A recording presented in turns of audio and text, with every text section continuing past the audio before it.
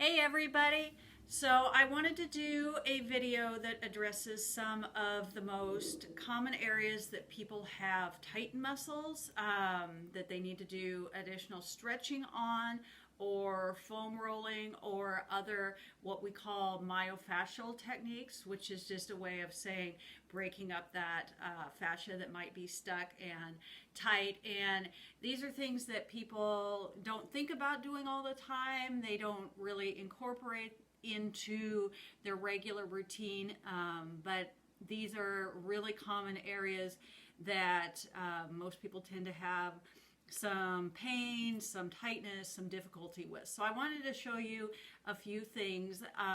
These are not going to be chair-based exercises. They're going to be, we're going to do some door frame stretches, and then we're going to do some things down on the mat using a foam roller and some other tools there just to give you some ideas on that. So just a quick little video today. So what I would like for you to do is go find a door frame, any door frame in your house, and the first thing that we're going to do is the calf and Achilles stretch. So most people, you know, whether you walk, whether you jog, you run, whatever you do, most people have tight calf muscles and tight Achilles tendons. So one of the best stretches for that is using the door frame. Now, the best way to get the most leverage is to actually have a pair of athletic shoes on, okay? The sturdier, the better. I'm not going to bring mine up because I don't have any shoes that haven't been outside already, but just an FYI on that, you will get more leverage if you do it with shoes on. So the idea is to come to your door frame. Now there's two different parts we're going to be stretching. We're going to be stretching the gastrocnemius, which is two heads of the muscle on the upper part of the calf. And then the second part, we're going to be stretching the soleus, which is the lower muscle, and the Achilles. We're going to stretch those two things together. So this exercise, or this stretch, is actually in two parts. So again, any door frame will do. It gives you a chance to kind of hang on, get a grip here. And what you want to do is move your heel in as close as you can get it. Now, if you're really super tight, you might not be able to get it in that close. That's fine. You're still going to get the stretch there. So you want to get that heel in as close as you can. So the bottom of your foot's coming up the door frame there. And then for the first part, we're going to do that gastrocnemius stretch. So you're going to keep the knee straight and just lean in, moving only at the ankle. So that's where hanging on if you can and move in, and you're going to feel that stretch in the upper part of the calf. Now just go to, a moderate stretch. We don't want to go to pain or anything like that. You're going to feel a strong stretching feeling. So you're going to hold that for a few seconds. And then for the second part, we're going to bend the knee just slightly. So when you bend that knee in towards the door frame, you're going to feel that stretch drop down into that soleus and that Achilles, which is going to attach at the bottom of the foot. So you're going to get a nice little stretch there again, just holding for a few seconds. And then we're going to repeat on the other side, or other leg. So again, you're going to begin by getting that heel in as close as you can. Using shoes is going to give you the best leverage. Get the bottom of the foot going up the door frame. And for the first part, you're going to keep that knee straight, just moving into the ankle. Let your body move in towards the door frame. You're going to feel a nice, strong stretch there at the upper part of the calf muscles. They do attach behind the knee, so make sure that you're not overstretching these guys. Just a moderate stretch. And then for the second part, you're going to bend that knee in towards your door frame. Now we're dropping down, getting that soleus muscle and the Achilles tendon. And again, just holding for a few seconds, as long as you want to on each side. You can do this multiple times a day if you want to. The best time to do it would be right after you've done some form of exercise, even if it's yoga, just once the muscles are a little bit more warmed up. Now the second door frame stretch I'm going to show you is going to be for opening up the chest and shoulder. All right, so most of us have a little bit of forward roll of the shoulders, the upper back slightly rounded, the head might be slightly forward.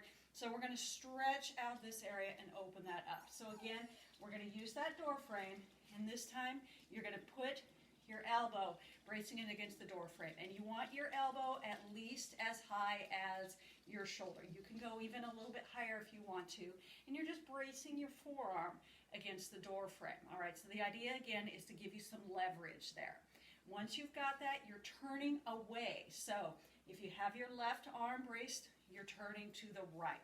So now we're opening up through that pec right there, this whole area right there. And just go again to that moderate stretch. It should feel good. All right, we don't want to do pain. We don't want any kind of acute discomfort, anything like that. And again, just holding for a few seconds. And then same thing on the other side. So the idea here, again, elbow at least as high as the shoulder, bracing the forearm. And in this case, I've got my right arm up, so I'm going to turn away from it to the left. And it's going to depend on your own flexibility, how far you want to turn. But don't be afraid to kind of increase that stretch a little bit more. Don't feel like you have to stop if you're not getting the stretch. Keep going keep turning until you get that stretch. So same kind of thing there. And just holding again for a few seconds. And you can do this one, again, multiple times per day. This is a really good one for just reversing too much sitting, too much slouching forward, that kind of thing.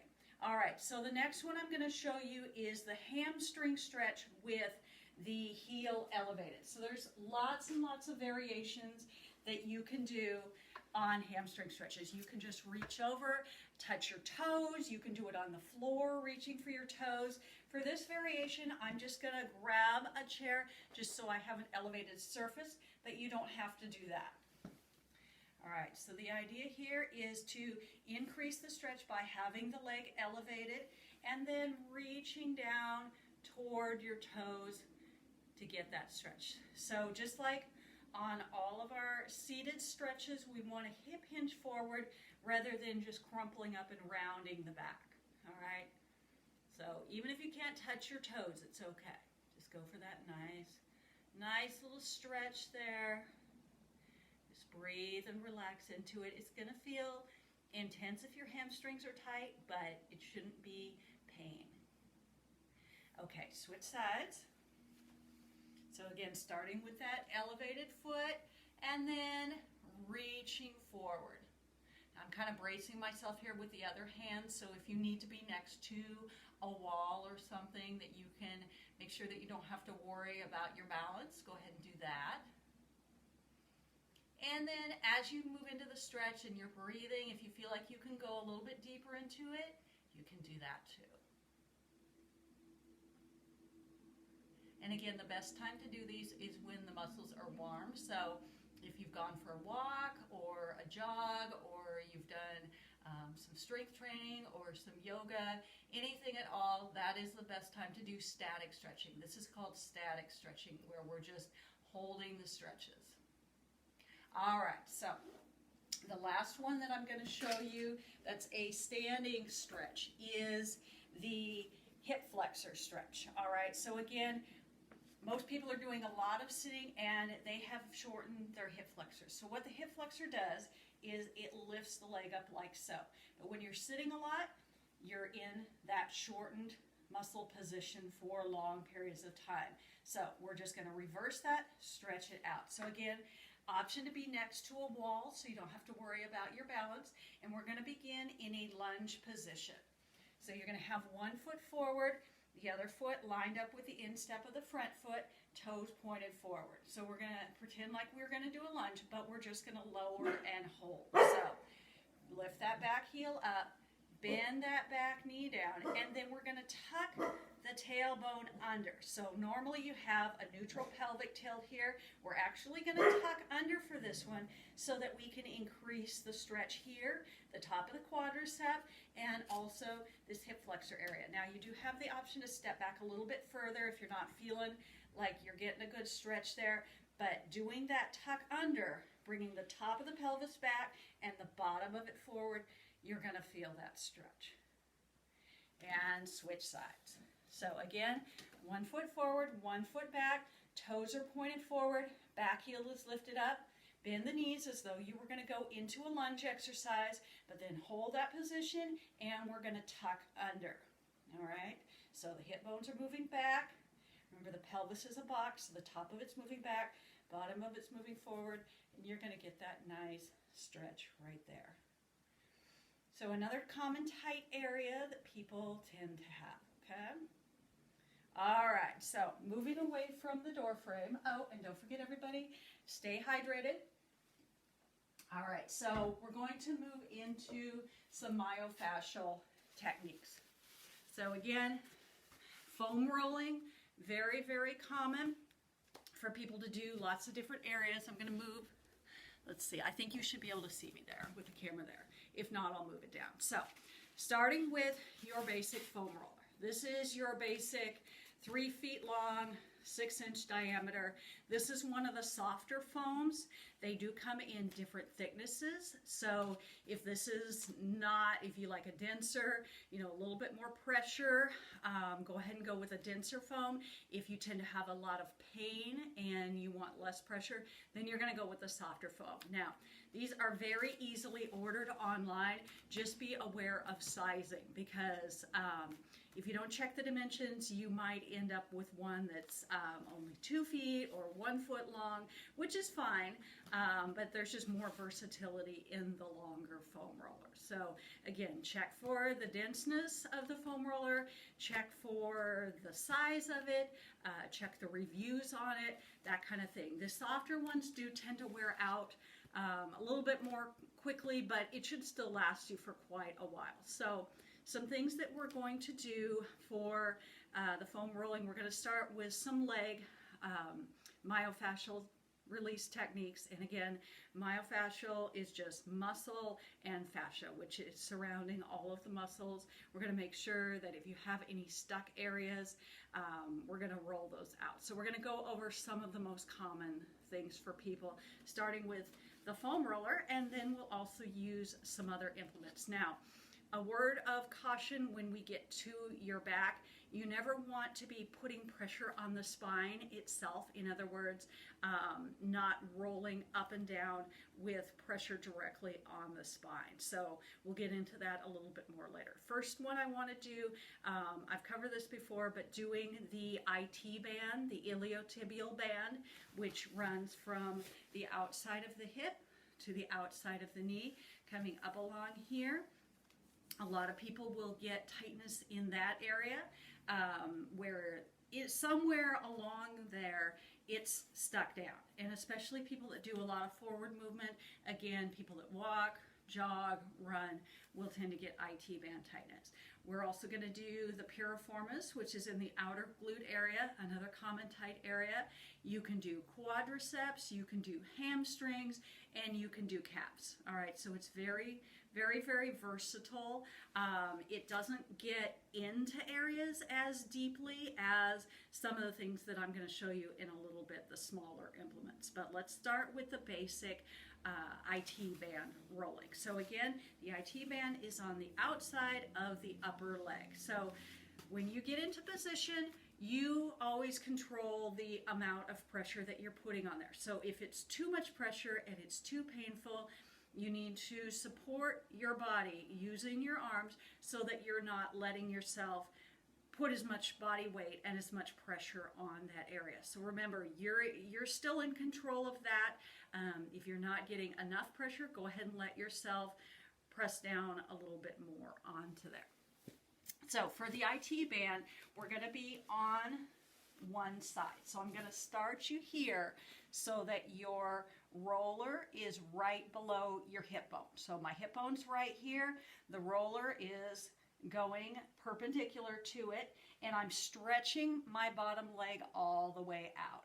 Now my top leg is over for support, and then you're just going to be, again, using your hands for support. You're going to be rolling up and down.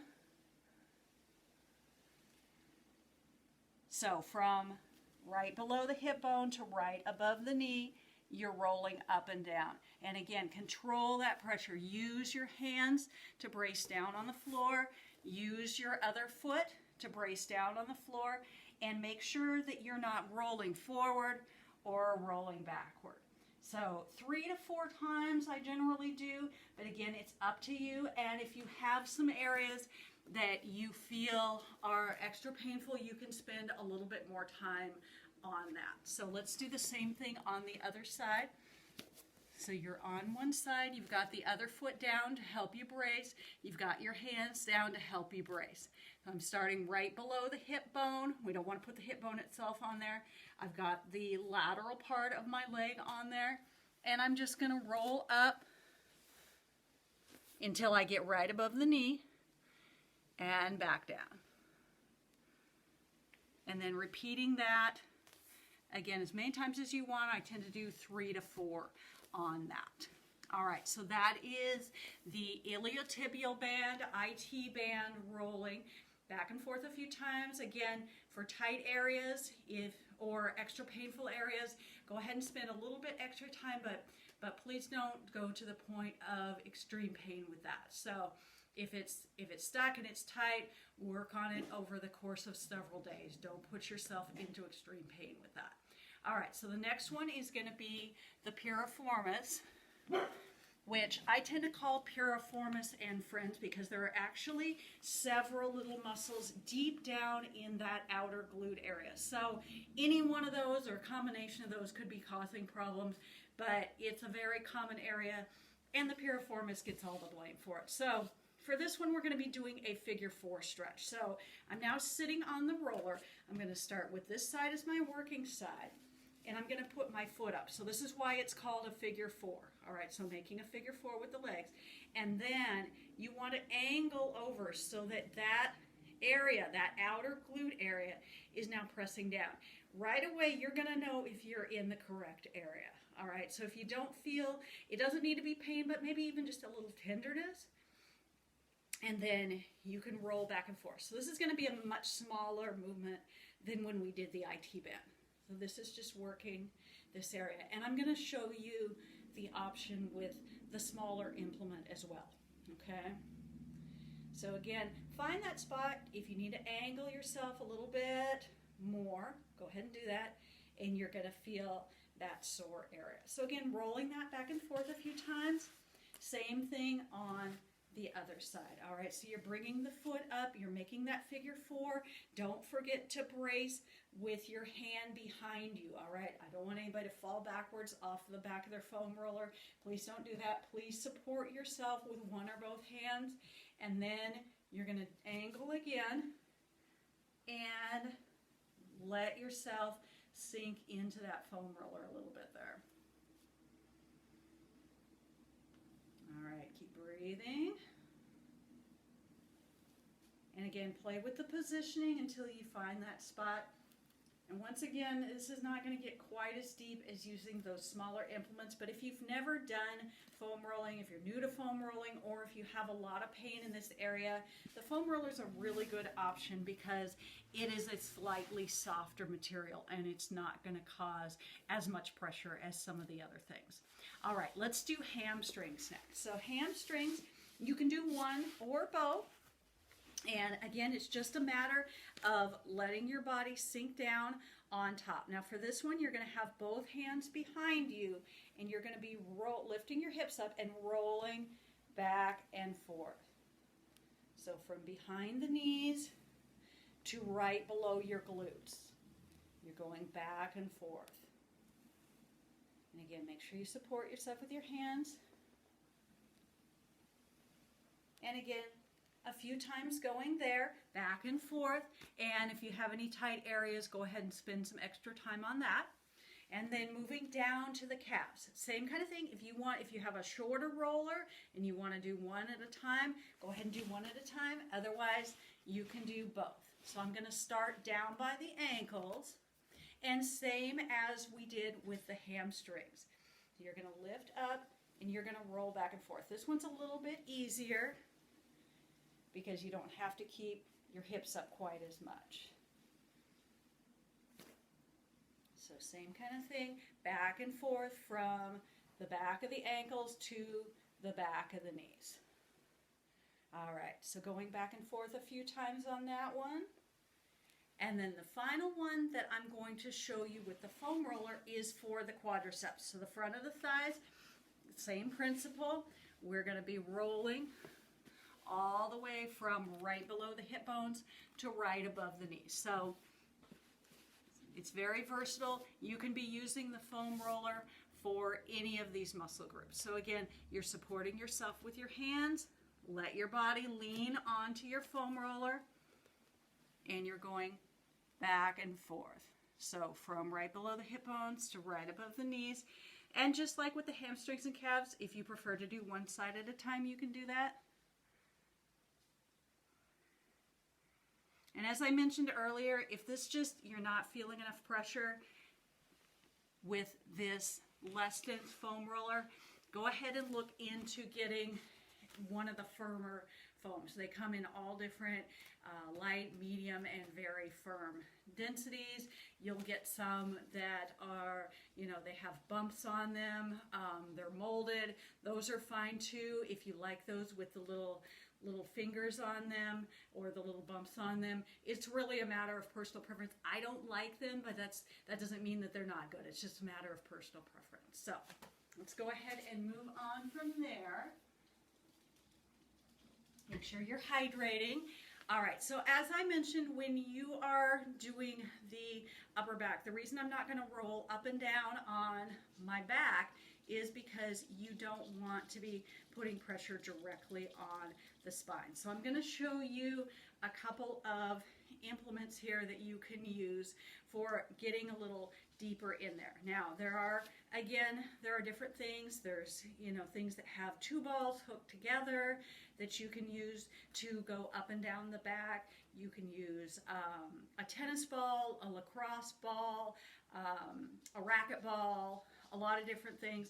It's a matter of the density of the material that you want to use and what you have available. So, you know, if you have something available, you don't need to go run out and buy something fancy. All right, so the first thing that I'm going to do here is just show you what we're going to do is be rolling up and down between the shoulder blade and the spine. So inside that scapula, inside that shoulder blade, but before you get in as far as the spine. People tend to have a lot of tension and tightness in that area, and so the middle of the back, going up through the upper back and going up into the trapezius up here.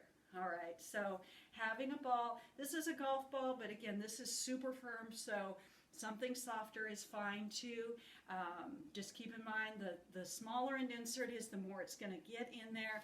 And again, just be aware of not causing too much pain, not using too much pressure if you're new to doing these. So let's see if you can see this here. I tend to start with the ball right below or right behind the bottom part of my shoulder blade.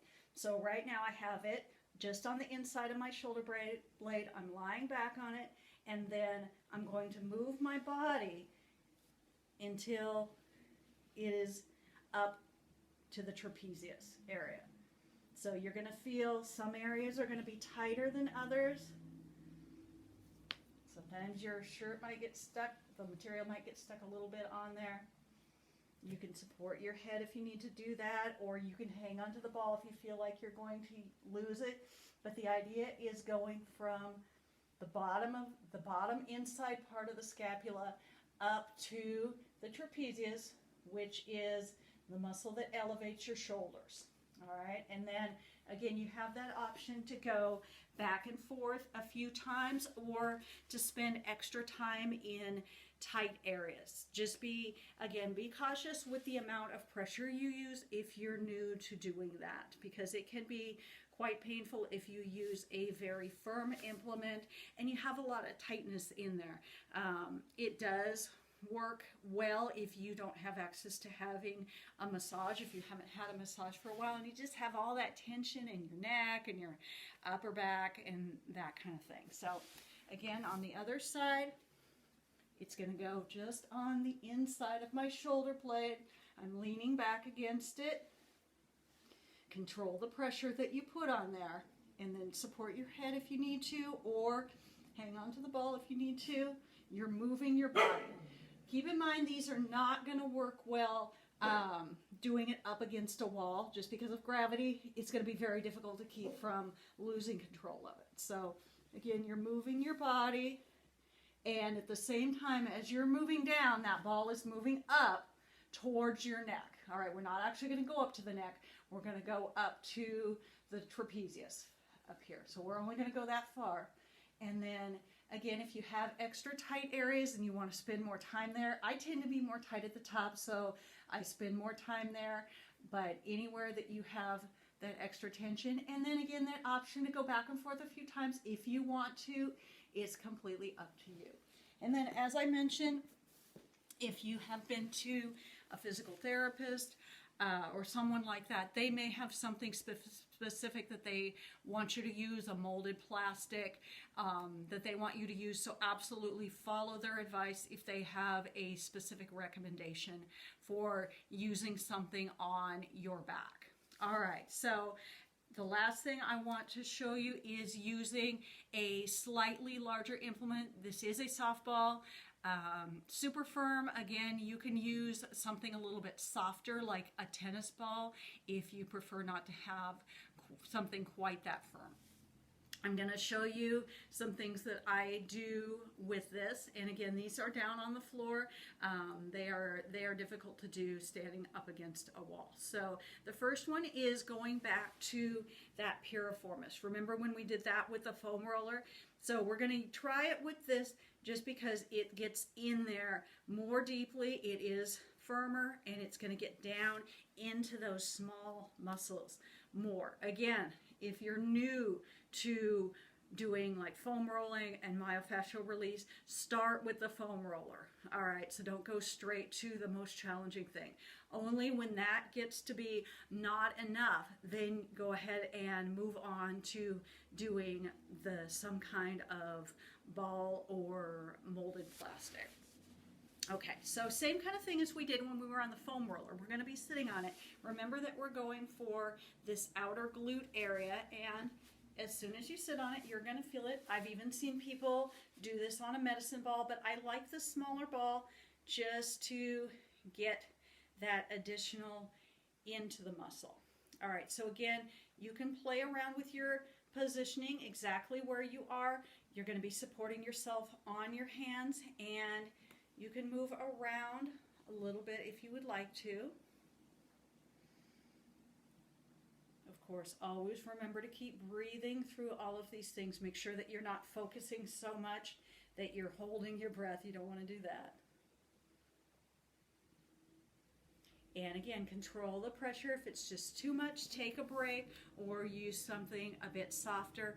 Hands are always there to brace and keep you from sitting on it too much. All right, same thing on the other side. And there are lots of other options for using these kind of things. You know, we can go back to rolling up and down the back. You can roll out the hip flexors. You can roll out the pecs. But I'm just going to go over the ones that people tend to have the most problems with, tend to have the most pain, tension, and tightness. The same as the other side. I'm just letting my body rest on there. And you're going to move around. You're going to find that tender area. Even if you don't have a lot of pain, it's probably going to be noticeably tender on there. So just experiment with the exact positioning, but keep supporting yourself. Keep using your hands. And like I said, I like the ball because I can really dig in a little bit deeper to that problem area. And remember that these foam rolling and myofascial release are complements to the static stretching. So the things that we did at the start of the video, the stretching the calves, the hamstrings, the hip flexors, you want to be doing both of those. All right, so doing hamstrings with the ball, same kind of thing with the foam roller, obviously one leg at a time. You're going to need to lift your hips up and go back and forth. Now, I like to kind of move side to side with it by rolling up and down the inside of the hamstring and then up and down the outside of the hamstring so that I get the entire back of the leg. So a few times, up and down. Same thing on the other side. So going from right below the glute to right above the knee. And again, going for both sides. Toes in, toes out to change your angle. As many times as you want to. These are completely voluntary how much you do on this. If you're loving it and you want to do more, you're unlikely to cause any problem by doing a little bit more of the foam rolling or the myofascial. All right, so let's finish with the calves. So again, most of us have tight calves, and even if you're stretching, a little bit of rolling out can benefit you too. I do have that video that I did a couple weeks ago that shows the finger technique for the calves, so that is also a really good option too if you prefer it or you don't have options at home right now for rolling out on anything else. All right, so same kind of principle.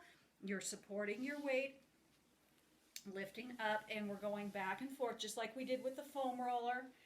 And then again, you want to get the inside part and the outside part. So you can turn your toes out and then turn your toes in. And the first time you do this, it's going to be awkward. You're going to lose the ball. It's going to keep flying away from you. It's really just a matter of getting used to doing it. So as you get used to doing it, you're going to learn how much pressure you want to use with it. You're going to learn how to keep it from flying off to the side all the time. Don't worry about it if it does that. Just keep working at it. And other side. So again, right above the ankle to right below the knee. And if you're feeling good, not a lot of pain, go ahead and use a little bit more pressure on here.